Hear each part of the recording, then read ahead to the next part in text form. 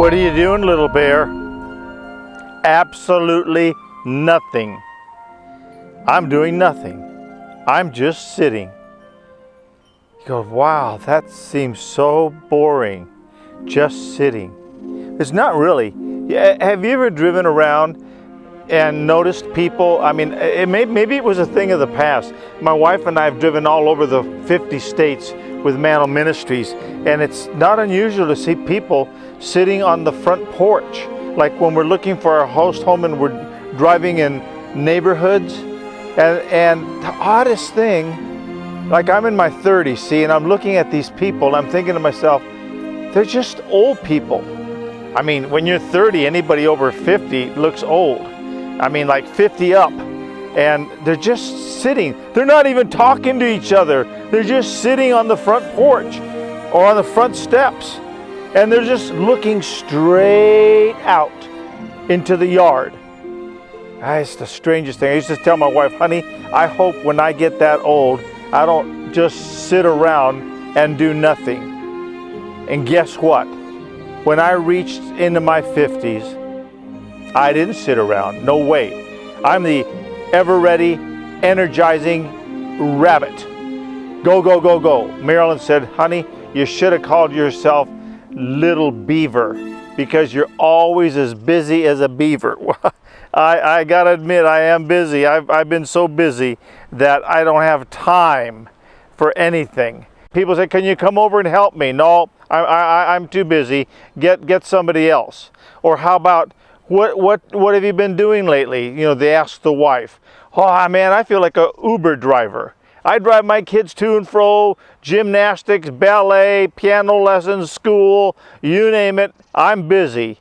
I'm driver. That's busyness. Unmitigated, busy lifestyle. That's what we've become as a nation. Busy, busy, busy. How was the mall shopping? Oh man, that place is just a madhouse. It's so busy. It drove me crazy. How was your vacation? I was so busy on our vacation that I could hardly wait to come home to rest. Busy, busy. That's the buzzword that we have in our culture today. We are so busy, and the bummer is, in our busyness, we've forgotten the most important thing, and that is spending time with God. I'm talking quiet time, doing nothing but sitting.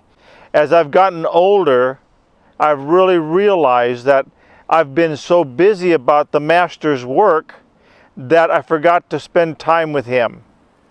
And we want to take time in our lives to make time with God.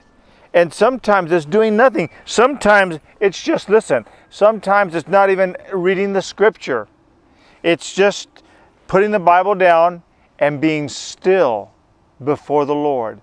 Being quiet. Jesus said, come to me, all you that are heavy laden, and I will give you what? Rest. Sometimes it's just rest. People say, I'm so exhausted. I'm tired all the time. It's probably because you haven't been resting. And this certainly isn't rest. Our mobile phone, we're connected to that. And when we're connected this way, we're not connected that way. And God wants us to be connected upward, not downward.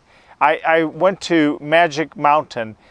It's Six Flags now in Southern California. We took our grandchildren, Josh, Valerie, Audrey, and Evan, this about 6 months ago.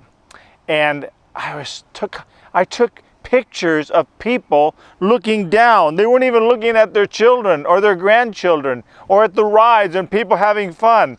Like I would say, and this is no exaggeration, 2 or 3 out of every 10 people are looking at their mobile devices. They're so busy looking down, they lose everything around them. Throw the mobile device away for a while. Spend time with God. Don't be so busy that you neglect the Father. He loves us to be quiet. We don't have to read the scripture. We don't have to read anything. We don't have to listen to music. We just are still and know that He is God.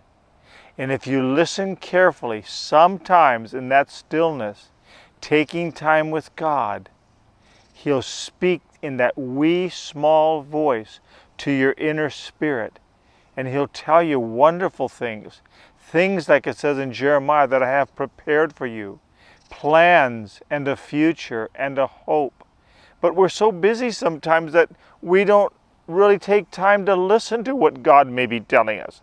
I remember rushing out in my busyness, because I'm kind of type A hyper. And I remember saying, come on, Jesus, hurry up, because I've got this project to do. Looking over my shoulder for the Lord to catch up to me.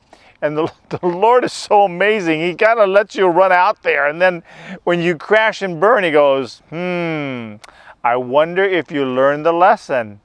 Take me with you and wait upon the Lord. That wait drives me crazy. Who wants to wait upon the Lord? But it's being still, hearing His voice, and waiting upon the Lord, not moving ahead of Him. We have neglected that. It seems like maybe back in the 50s and 60s and early 70s when I grew up, people were just a little slower. It was this rat race gone crazy, like gotta hurry up and do something. It was peaceful.